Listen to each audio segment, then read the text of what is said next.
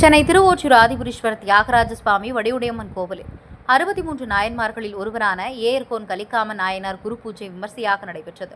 பூலோக கைலாயம் என்று அழைக்கப்படும் சென்னை திருவொற்றியூர் ஆதிபுரீஸ்வரர் தியாகராஜ சுவாமி வடிவுடையம்மன் கோவிலில் ஆதிபுரீஸ்வரர் சன்னதி அருகில் அருள்பாலிக்கும் 63 நாயன்மார்களில் ஒருவரான ஏயர்கோன் கலிக்காம நாயனார் என்ற ஆணி மாத ரேவதி நட்சத்திரத்தை முன்னிட்டு சுவாமிக்கு முதலில் எண்ணெய் காப்பு கட்டப்பட்டது.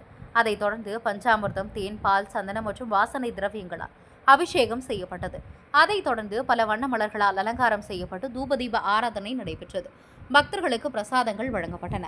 சைவ சமய 63 நாயன்மார்களில் வேளாளர் குலத்தை சேர்ந்த நாயன்மார் ஏயர்கோன் கலிக்காம நாயனார் என்பவர் சைவ சமயத்தவர்களால் பெரிதும் மதிக்கப்படும் 63 நாயன்மார்களில் ஒருவராவார். ஏயர்கோன் கலிக்காமன் அடியாருக்கும் அடியேன் என்று திருத்தொண்டு தொகை கூறுகிறது.